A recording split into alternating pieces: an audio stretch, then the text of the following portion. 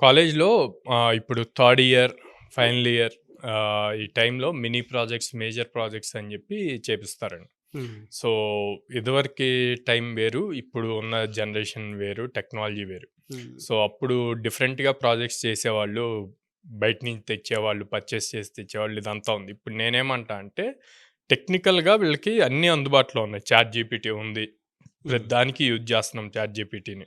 దాన్ని యూజ్ చేసుకుంటూనే హ్మ్.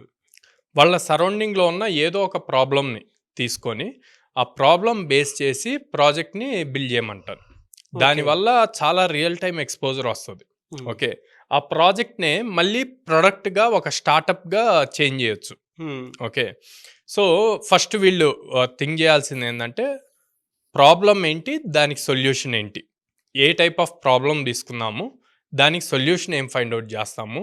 వచ్చిన సొల్యూషన్‌తో ఎంతమందికి హెల్ప్ అవుతుంది? అన్నది. ఆ ప్రొడక్ట్ వల్ల మార్కెట్‌లోకి రిలీజ్ జేస్తే.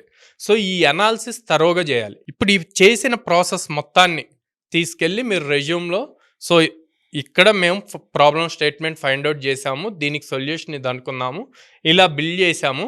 బిల్డ్ జేసిన దాన్ని ఇంతమంది రీసెర్చ్‌లో ఇన్వాల్వ్ అయ్యారు. హ్మ్. ఇది సొల్యూషన్ అని గనక ప్రాపర్ వేలో వాళ్ళ లింక్డ్ఇన్ ప్రొఫైల్‌లో యాస్ వెల్ యాస్ రెజ్యూమ్‌లో మెన్షన్ జేస్తే అసలు రెజ్యూమ్‌కి ఇంకా నెక్స్ట్ లెవెల్ వెయిటేజ్ ఒస్తది.